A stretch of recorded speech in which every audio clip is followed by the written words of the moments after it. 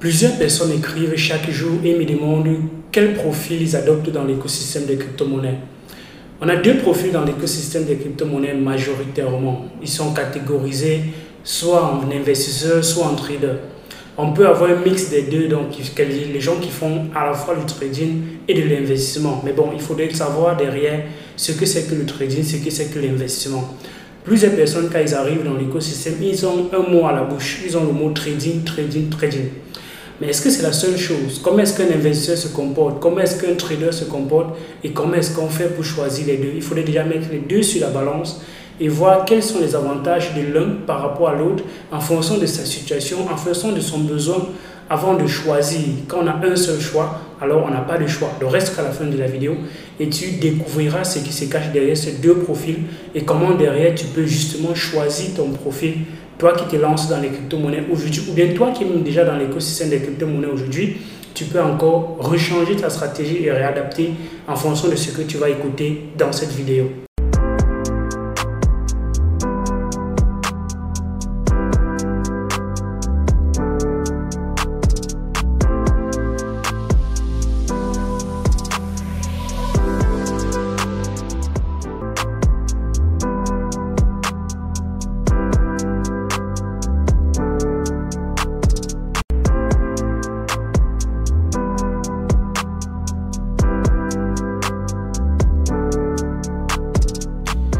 Salut, moi c'est Visconjo. Bienvenue sur la chaîne ici on parle majoritairement de crypto-monnaies.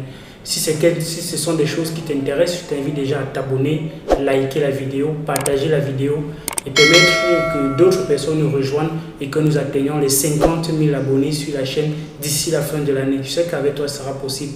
La deuxième chose, c'est d'aller en description de la vidéo, tu téléchargeras le guide gratuit du débutant et aussi le lien du groupe Telegram qui est de loin la première communauté crypto-éducation francophone sur le continent africain. Tu n'as pas besoin d'être hors de cette communauté parce qu'il y a beaucoup de choses qui se passent à l'intérieur de ce groupe que tu ne verras pas sur la chaîne. Le lien est en description de la vidéo.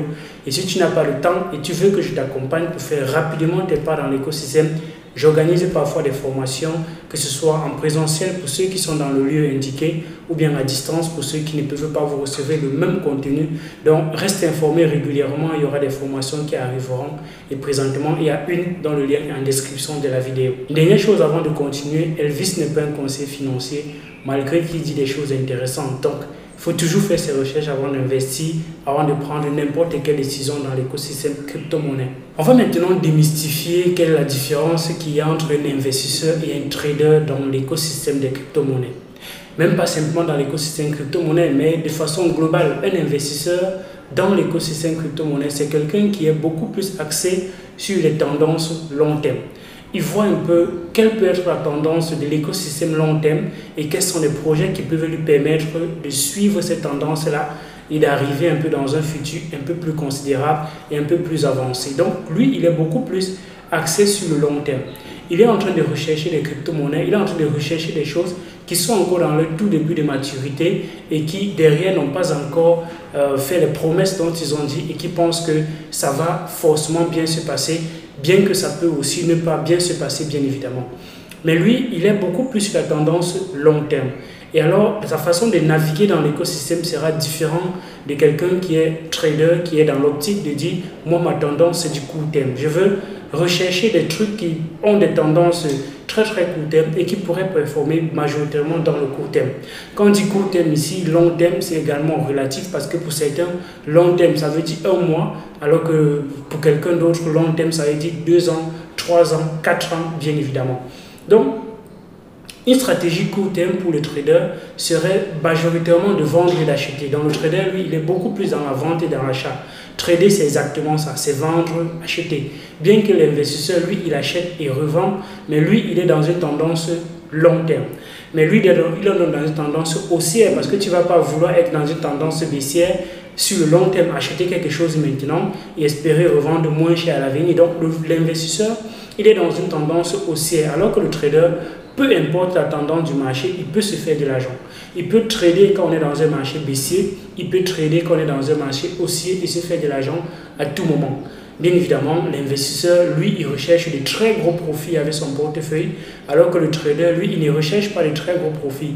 Il recherche ce petit peu de profit-là chaque jour, quotidiennement, qui vont lui permettre de faire grandir son portefeuille.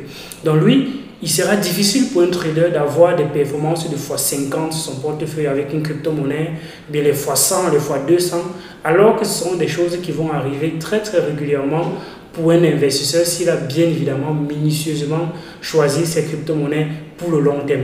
Donc le trader, lui, quand le marché va un peu avancer et qu'il va un peu prendre de la valeur sur son portefeuille, il va sortir de certaines crypto-monnaies pour rechercher derrière d'autres crypto-monnaies dans lesquelles il doit entrer, ce qui n'est donc pas une tâche aussi évidente parce que derrière, trouver une crypto-monnaie chaque fois qu'il doit performer, c'est pas évident. Choisir minutieusement une tendance et deviner exactement que ça va se passer comme on a pensé, de façon très courte, c'est très difficile. Alors que on peut affirmer avec certitude que le Bitcoin va atteindre 100 000 $, par exemple. Mais on ne peut pas savoir quand. Alors que le trader, lui, il a besoin du quand. Lui, son atout, c'est sur quoi il se base beaucoup plus, c'est le temps. Il a besoin du temps pour pouvoir prendre une décision. Il ne peut pas prendre une décision en ne sachant pas comment est-ce que ça va se passer dans une période vraiment très courte. Donc, le trader, lui, il est beaucoup émotionnel parce que deviner comment le marché va se passer dans une période très courte, c'est pas évident. Et du coup, si le marché ne va pas dans le sens duquel on a choisi, ça peut beaucoup affecter son humeur, ça peut beaucoup affecter ses émotions et sa santé peut beaucoup en prendre un coup parce que derrière les tendances qu'il prend ne sont pas peut-être sont bonnes. Même si c'est bon, il est beaucoup jovial et ça peut faire en sorte que quand il y a quelque chose qui ne se passe pas comme il souhaite, il peut être en dépression. Donc, le trader, lui, il est beaucoup exposé à la volatilité du marché par rapport à l'investisseur. L'investisseur n'est pas beaucoup exposé à cette volatilité-là parce que si ça prend 1% sur le long terme, sur un an, et que ça prend 2%, 3%, 5% sur un an, c'est avantageux quand même pour lui parce que si on essaye de voir certaines crypto-monnaies, et qu'on essaie de voir une tendance court terme, ça peut être perdu drastiquement de la valeur sur le court terme, mais si on essaie de voir sur une tendance long terme, depuis combien de temps est-ce que c'est là, on peut voir que sur le long terme, majoritairement, certaines crypto-monnaies sont plutôt axées sur une prise de valeur.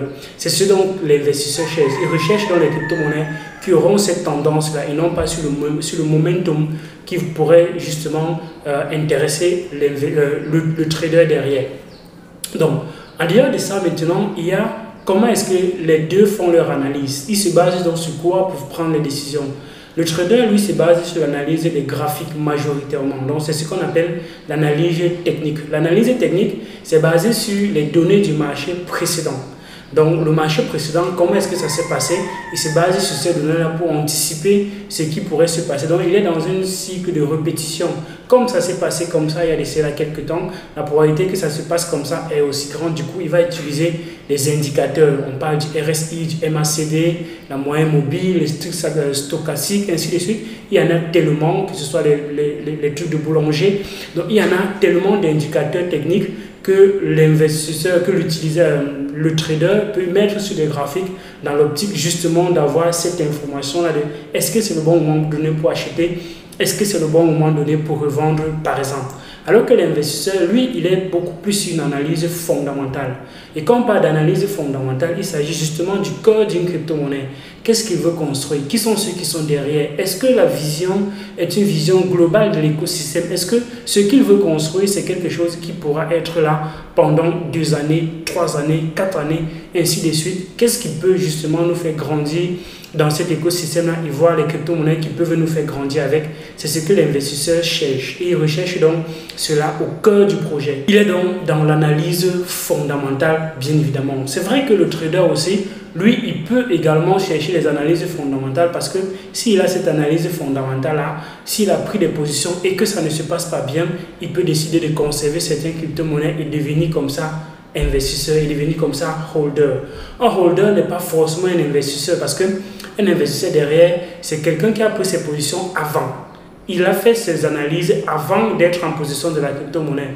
Alors qu'un holder, ça peut être quelqu'un qui s'est retrouvé avec une crypto-monnaie et simplement parce qu'il ne veut pas vendre, parce que la crypto-monnaie est en train de perdre de la valeur, il est en train de holder. Pourquoi est-ce qu'il hold? Peut-être c'est parce qu'il espère que ça prendra de la valeur demain, ou bien simplement parce qu'il ne veut pas vendre à perte, par exemple.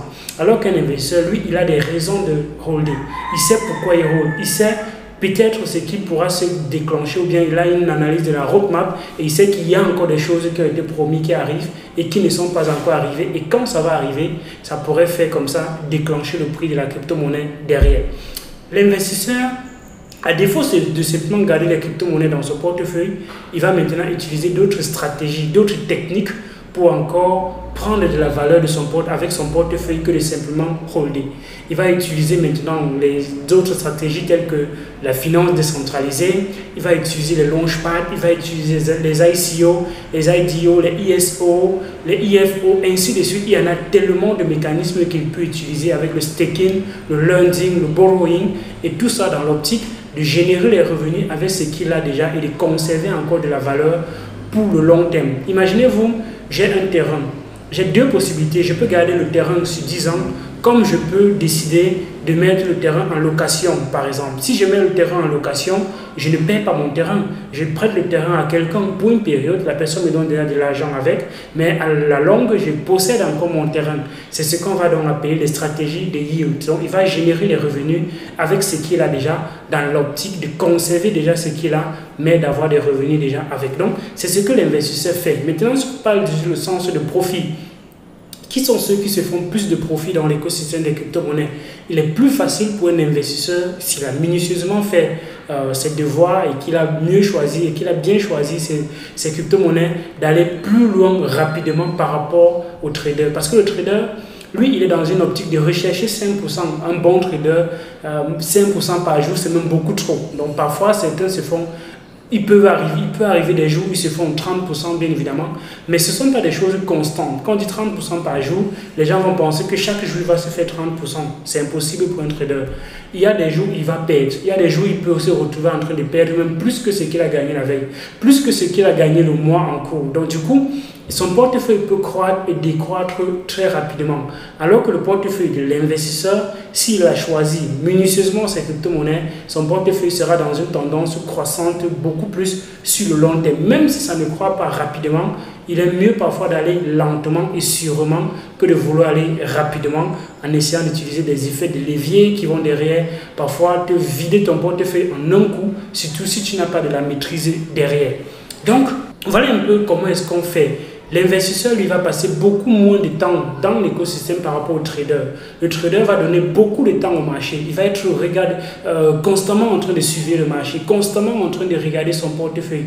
Donc, du coup, quelqu'un qui a une activité, qui a un boulot derrière, est-ce qu'il peut encore consacrer autant de temps au trading? Mais quelqu'un qui n'a pas de boulot, qui n'a pas d'activité, il peut donc décider de faire du trading son activité et il en fait ça au quotidien.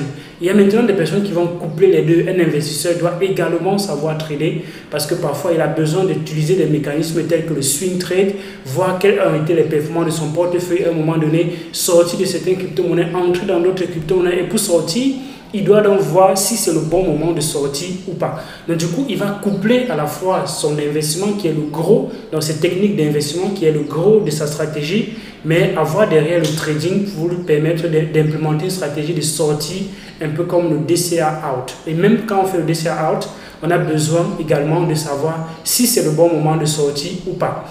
Donc le trader, lui, il passe beaucoup de temps dans le marché et du coup il va peut-être avoir le cash flow constamment, régulièrement il sera en cash flow, il y aura un cash qui va arriver régulièrement. Du coup il peut décider d'avoir une stratégie derrière l'optique d'optimiser en prenant des crypto-monnaies sur le long terme et il a une stratégie où il y a un portefeuille où il est en trading. Et c'est comme ça qu'il va coupler les deux. Je veux mettre 40% de mon portefeuille en trading, 60% de mon portefeuille en holding. Donc du coup, les bénéfices que je me fais sur les 40%, je vais donc investir cela dans le trading, dans l'investissement et prendre les crypto-monnaies que je veux accumuler sur le long terme. Donc je trade avec un but d'accumuler, alors je fais les deux profils en même temps. J'accumule certaines crypto-monnaies, je trade avec d'autres et maintenant l'investisseur peut optimiser encore ce qu'il accumule avec les stratégies de finance décentralisée ou bien les stratégies de lending, borrowing et bien d'autres. Le trader peut également faire cela bien évidemment. Donc le trader a bien plus de possibilités avec son portefeuille que le trader, que l'investisseur. Mais l'investisseur, lui, il a moins de temps. C'est pour ça qu'il fait le choix d'être passif et de voir comment il peut optimiser son portefeuille dans l'optique d'être passif. Mais quelqu'un qui est uniquement trader, la probabilité que son portefeuille ne performe pas très rapidement ou bien ne performe pas très bien sur le long terme est très très grande. Dis-moi ce que tu penses de cette analyse. Est-ce que tu es investisseur ou bien tu es trader? Comment est-ce que derrière tu fais pour optimiser ton portefeuille? Est-ce que derrière tu fais uniquement l'investissement ou bien tu fais uniquement le trading ou bien tu coupes les deux? Tu me dis cela en commentaire de cette vidéo. Est-ce que tu as aimé la vidéo? Si tu as aimé, tu likes, tu commentes, tu partages la vidéo pour permettre à d'autres personnes de suivre ce qu'on dit sur la chaîne Elvis Kondio. Rejoins-nous sur Telegram, le lien en description. D'ici à là, porte-toi bien et à d'autres vidéos sur la chaîne Elvis Kondio. Ciao.